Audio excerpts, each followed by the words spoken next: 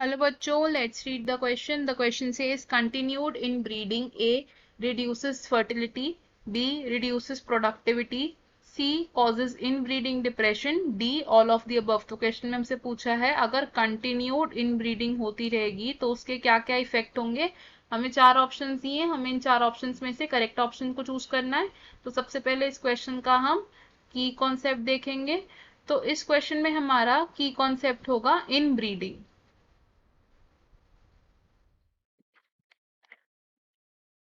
Inbreeding यानी कि mating between closely related members. ये मेंबर्स कहाँ से बिलोंग करते हैं? From the same breed. और इनकी ब्रीडिंग हम कब तक कराते हैं? For 4 to 6 generation. तो हम इसे क्या लिखेंगे? मेटिंग बिटवीन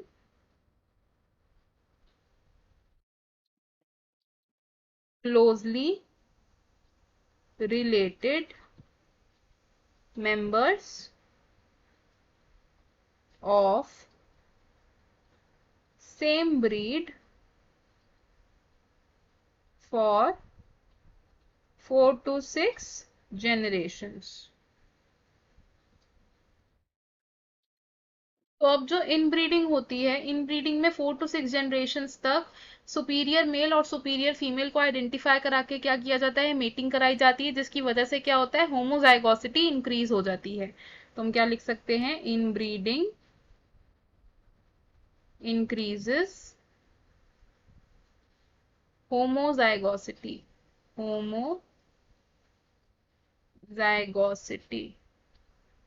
लेकिन अगर ये इनब्रीडिंग कंटिन्यूड रहती है तो उसकी वजह से कुछ हार्मफुल इफेक्ट्स भी हो सकते हैं, जैसे कि harmful effects of continued inbreeding. क्या हार्मफुल इफेक्ट्स हो सकते हैं?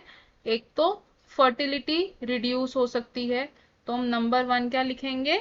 Less fertility. Second harmful effect क्या होगा? Less productivity. Less productivity. And third harmful effect क्या होगा जो लेस फर्टिलिटी और लेस प्रोडक्टिविटी की वजह से हो रहा है? इन breeding depression can occur. In breeding depression can occur.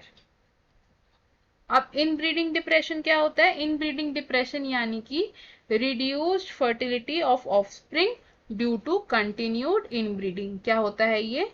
Reduced fertility due to continued inbreeding.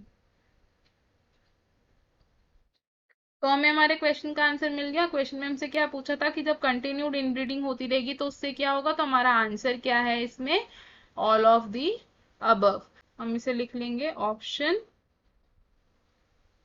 D is correct. अब देख लेते हैं कि बाकी ऑप्शंस क्यों इनकरेक्ट है। Option A says reduces fertility, तो सिर्फ यही एक हार्मफुल इफेक्ट नहीं है कंटिन्यूड इनब्रीडिंग का, तो इसलिए ये ऑप्शन हम गलत कंसिडर करेंगे। Option B says reduces productivity, तो प्रोडक्टिविटी के साथ साथ फर्टिलिटी भी रिड्यूस होती है, इसलिए ये ऑप्शन भी हम गलत कंसिडर करेंगे। ऑप्शन सी से कॉजेस इन ब्रीडिंग डिप्रेशन, तो सिर्फ इन ब्रीडिंग डिप्रेशन नहीं होता है कंटिन्यूड इन ब्रीडिंग से, बल्कि फर्टिलिटी भी रिड्यूस होती है, प्रोडक्टिविटी भी रिड्यूस होती है, तो इसलिए ये ऑप्शन भी हम गलत कंसिडर करेंगे। तो हमारा करेक्ट और फाइनल आंसर क्या है? ऑप्शन डी यानी कि all of the above. I hope you understood it well. All the best. Thank you.